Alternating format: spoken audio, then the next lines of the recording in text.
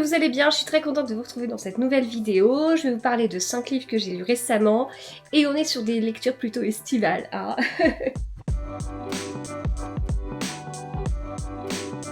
Alors, je commence avec L'Arbre aux souvenirs de Cristina Caboni chez Presse de la Cité. C'est le nouveau livre de l'autrice. Autrice que j'ai découverte il y a 1 an, alors quand j'étais en vacances, donc c'était important pour moi de lire ce nouveau livre quand j'étais en vacances.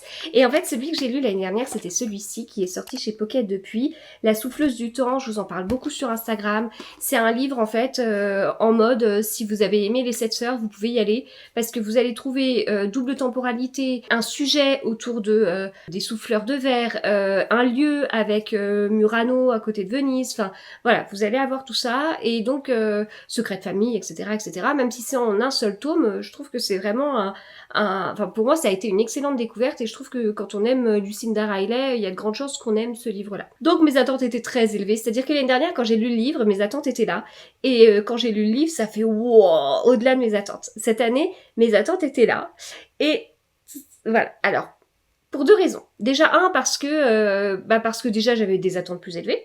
Donc même si j'avais lu un livre aussi bon que celui de l'année dernière, j'aurais pas eu cet effet waouh parce qu'il y aurait pas eu un énorme décalage entre mes attentes et la réalité en positif. Et je l'ai moins aimé celui-ci. Et je l'ai moins aimé parce qu'en fait, ce que je disais sur le côté des 7 sœurs, je l'ai pas retrouvé ici. Là, vous allez avoir dans ce livre, donc je vous le remontre, dans ce livre, vous allez avoir 2 personnages principaux, on va dire, féminins.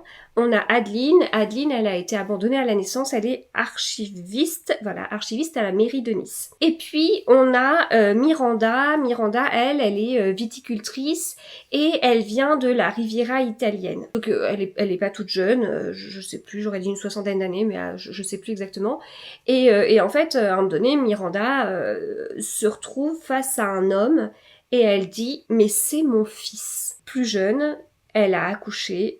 Et quand elle a accouché, eh bien, son fils est mort. Et là, elle se retrouve comme ça à voir un homme et elle est convaincue que c'est son fils. Donc en fait, elle va faire des recherches et c'est comme ça qu'elle va arriver à la mairie de Nice et qu'elle va découvrir et rencontrer Adeline. Adeline va être touchée par son histoire parce qu'elle-même a une histoire personnelle qui est très forte. Elle a été abandonnée à la naissance et elle a été élevée un peu par Damien qui a été son éducateur. Et du coup, Adeline a été touchée par l'histoire de Miranda et elle va s'investir un peu plus que ce qu'il faudrait par rapport à son job pour essayer de comprendre cette histoire, etc. Voilà le résumé. Je trouve qu'au niveau des paysages, même si en fait on a Nice et on a le côté de vigne italienne en fait, moi je trouve que les paysages ont été plus décrits, enfin paysage, oui, si on peut dire, plus décrit à Nice. Je trouve qu'à Nice, il y a vraiment des endroits concrets, notamment la promenade des Anglais, mais pas que, où ça a été vraiment noté, marqué, décrit, etc. Plus que... en fait, j'ai plus ressenti ce livre comme étant français qu'étant italien. Alors que moi j'adore l'Italie, donc j'aurais bien aimé un petit côté un petit peu plus... que je ressente plus l'Italie dans le livre en fait. Alors il y a beaucoup de choses autour des vignes, il y a même au début de chaque chapitre, il y a une petite citation. Alors si je vous en prends une au hasard au chapitre 10, pardon. In vino veritas, dit le proverbe latin, traduction d'un aphorisme de philosophe grec Zénobios. Cela signifie que le vin a le pouvoir de délier les langues, de débarrasser les gens de leurs inhibitions et de favoriser la vérité. Cette phrase a suscité un tel intérêt qu'elle a été l'objet d'un nombre incalculable d'études. Voilà.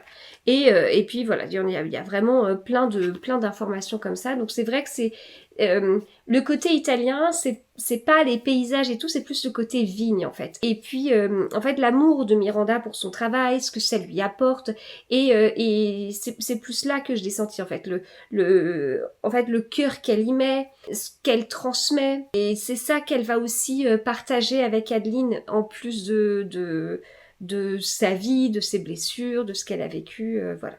Donc c'était bien.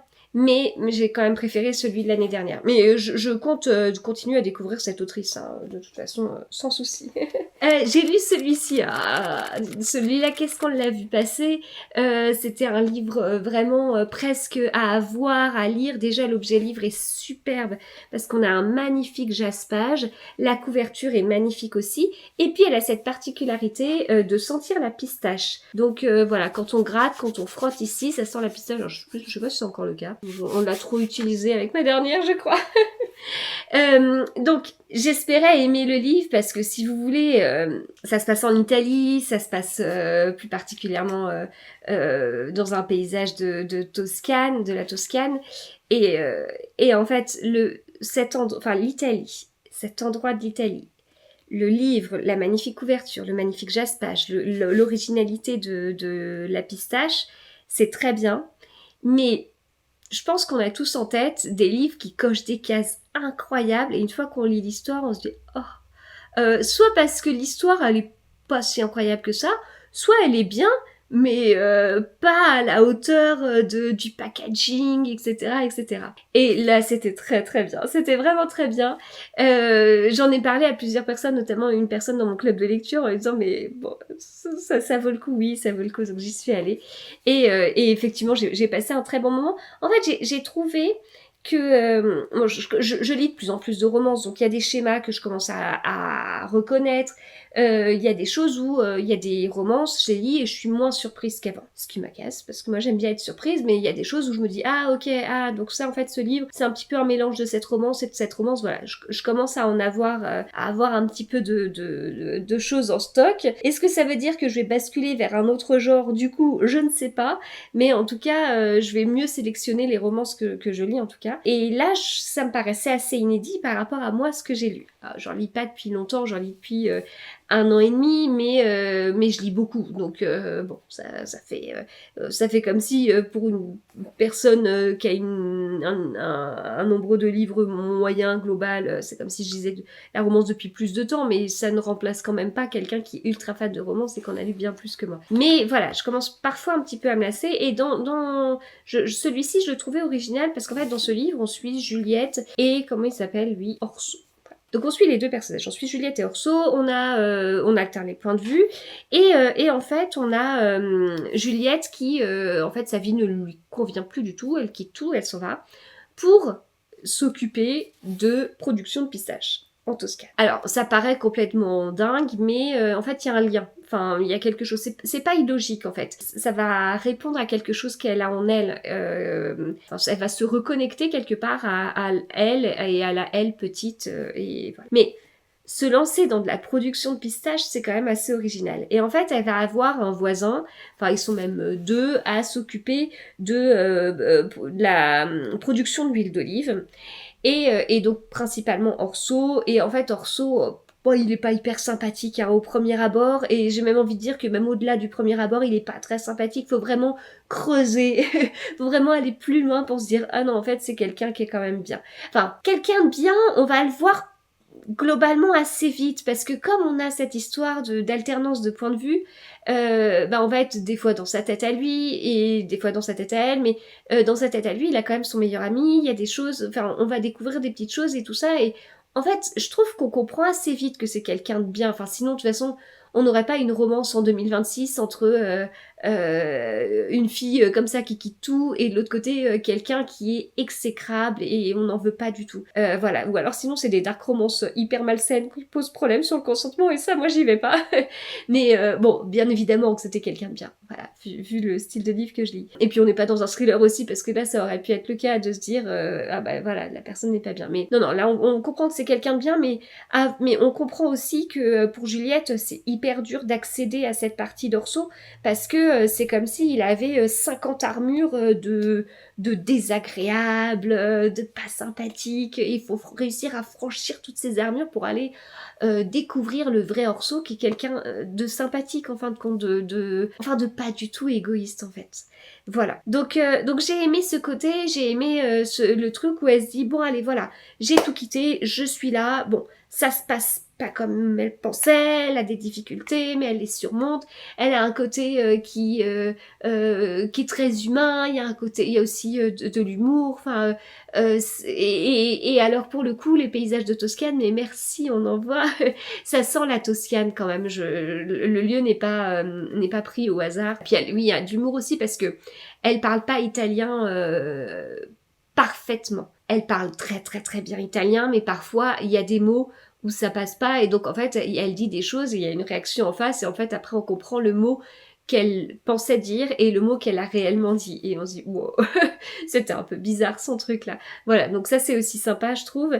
Elle adore Taylor Swift, en fait il y a une playlist, vous avez une chanson à chaque chapitre et quand ce sont les chapitres avec elle, eh bien c'est une chanson de Taylor Swift et quand ce sont des chapitres avec lui, ce sont des chansons italiennes, ce qui est très sympa et ce qui nous met vraiment bien dans l'ambiance aussi du chapitre je trouve. Voilà, je sais pas ce que je peux vous dire d'autre, puis en même temps on est sur un podcast dans lequel je vous parle de 5 livres donc je vais pas passer une demi-heure par livre, mais en tout cas c'est beaucoup mieux que ce à quoi je m'attendais. J'ai vraiment passé un chouette moment, j'ai aimé ce qui était partagé, j'ai aimé les sujets abordés et Juliette c'est un personnage qui m'a vraiment beaucoup plu.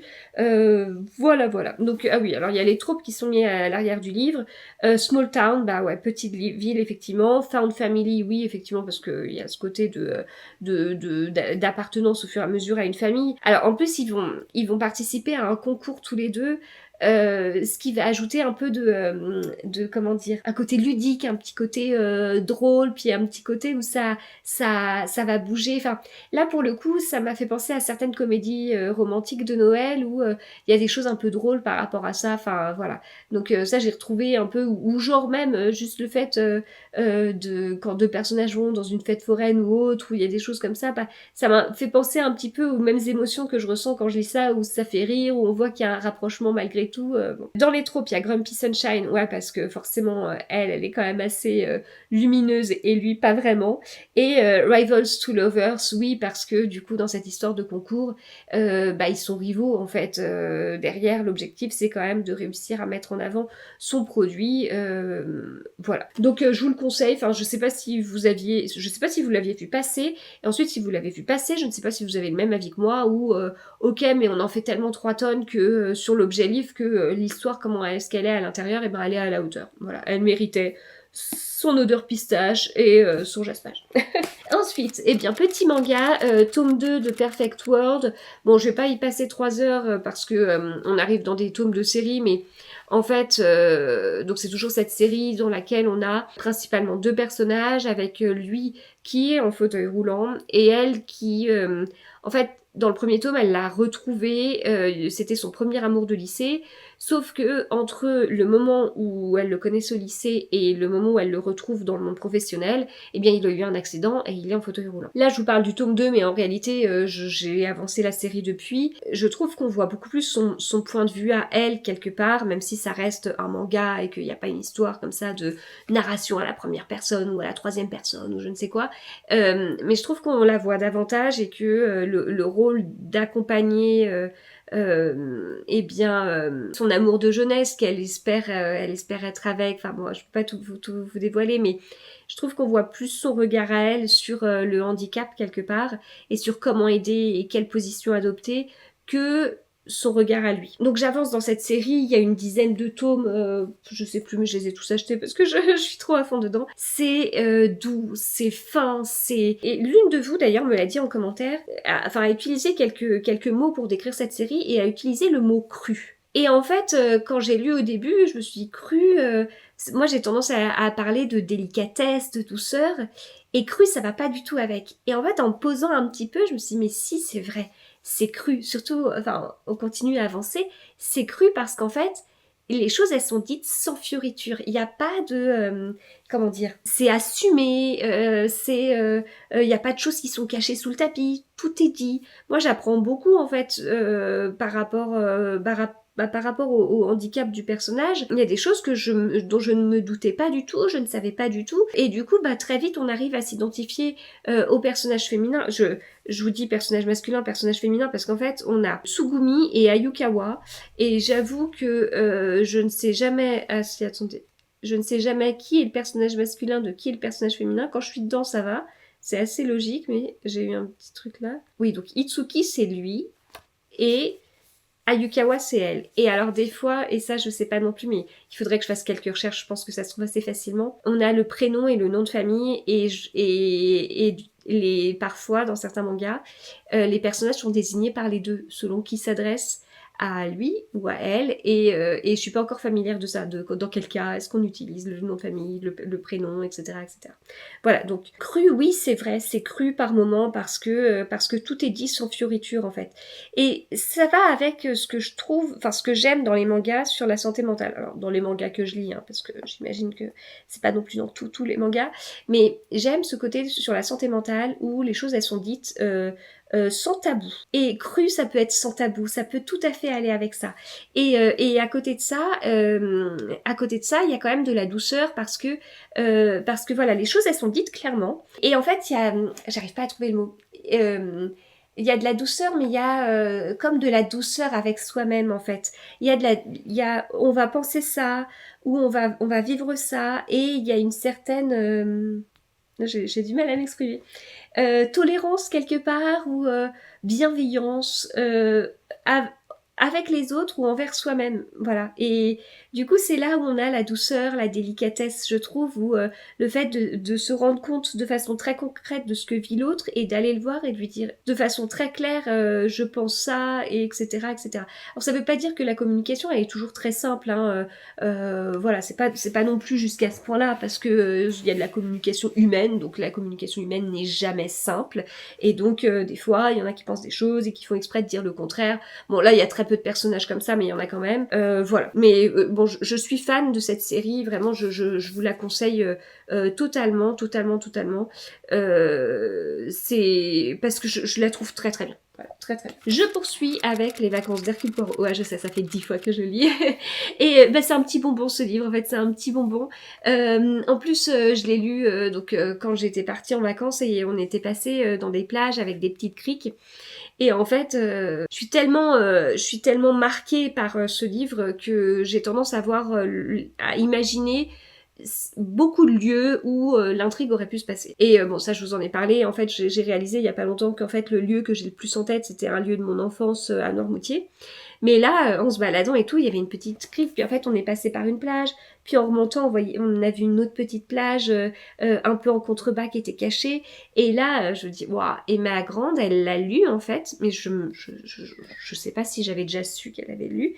Elle me dit oh, on dirait trop le décor des vacances d'Hercule Poirot. Donc je crois que quand elle m'a dit ça, j'ai dû avoir un moment en mode elle est sérieuse ou elle se moque de moi, enfin, est-ce que c'est parce que depuis 15 ans, depuis qu'elle est née, elle m'entend dire 50 fois oh, on dirait trop le lieu des vacances d'Hercule Poirot. Est-ce que c'est de ma faute ou est-ce qu'elle le pensait vraiment? Mais non, elle était sérieuse, et je lui dis mais je suis tellement d'accord avec toi. Pour moi, c'est partie des classiques en fait. Vous avez Hercule Poirot il est en vacances, mais jamais tout à fait en vacances. Il est étendu sur la plage avec d'autres personnes, et puis ils sont en train de parler des clients de l'hôtel, et puis il y a des petits pia et tout et tout. Surtout qu'il y a quand même des personnages qui vont susciter la jalousie, vous savez, ce sentiment terrible qui peut amener à une telle méchanceté et qui en fait n'est que le reflet d'un mal-être quelque part. Et en fait on a vraiment ce sentiment là qui est fort parce qu'on se retrouve avec un personnage, oui, enfin qui suscite malheureusement pour elle, beaucoup de mauvaises intentions quelque part, et forcément il va se passer quelque chose, et voilà. Mais je peux pas, enfin j'ai pas envie de vous en dévoiler davantage. Pour moi, ça fait partie des livres d'Agatha Christie à lire absolument. L'été est fait pour ça, allez-y. L'été est fait pour lire Agatha Christie. Non mais sérieusement, ça peut être vraiment le bon moment pour le lire. Et puis, c'est très fin au niveau du dénouement, de la résolution, au niveau des fausses pistes. Même si Poirot est en vacances, il y a quand même un côté assez classique dans l'organisation de l'enquête, au niveau des suspects, de l'audition des suspects, de la révélation du coupable. Voilà, il y a des choses qui sont assez classiques, c'est un peu le schéma classique des enquêtes d'Agatha Christie, mais avec une sauce estivale, et voilà, un excellent Poirot, donc foncez si vous ne l'avez pas encore découvert. Et puis je termine avec ce livre qui est Watch Your Mouth, le tome 2 de Kings of the Ice chez Knox. Voilà, alors j'avais bien aimé le tome 1, mais j'avais trouvé que c'était un peu lent et c'est très spicy. Donc il y a beaucoup de scènes explicites, beaucoup plus que ce que je lis habituellement. Et c'est quand même un livre qui a 4 cœurs enflammés sur 5, ce qui est beaucoup, beaucoup. On est sur une romance sportive, on est sur une équipe de hockey en fait. Et là, en l'occurrence, on va se retrouver avec le coéquipier, vraiment un très proche du personnage masculin du tome 1, et avec la sœur de ce même personnage du tome 1.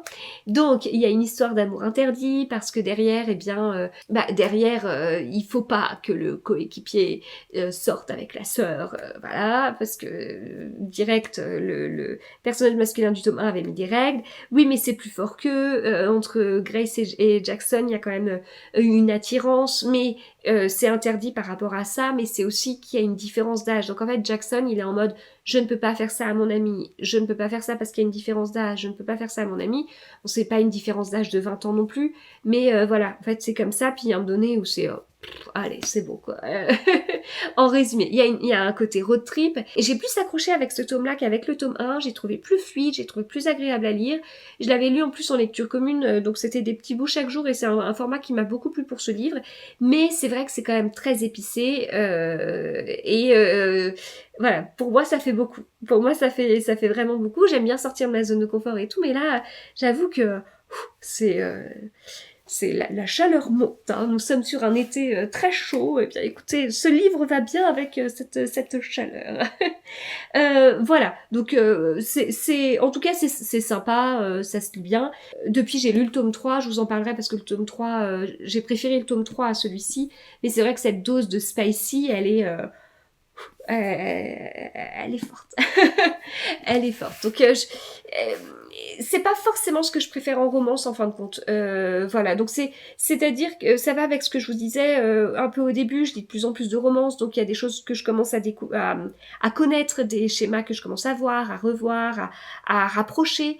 Mais c'est pas parce que je lis de la romance que j'aime toutes les romances. Et je vois de plus en plus qu'il y a quand même un type de romance qui me plaît vraiment beaucoup. Peut-être que j'arriverai vraiment à en définir les règles, comme faire une checklist, un petit... Et ce serait sympa de faire ça aussi sur le polar, en fait. Les choses qui, pour moi, sont incontournables, en fait. Il y a des choses, par exemple, quand je pleure sur un livre, et là, au moment où j'enregistre, ça m'est arrivé sur mes 2 dernières lectures, je pense que dans ma tête, c'est presque à chaque fois, c'est au moins un 4,5 sur 5, voire un 4,75 sur 5. Voilà, c'est vraiment pleurer parce que par rapport à une histoire que j'ai lue, c'est un truc pour moi qui est tellement fort en émotion, tellement fort de la part de l'auteur qu'il ait réussi par ses mots à me provoquer de telles émotions que je suis bluffée, que je suis...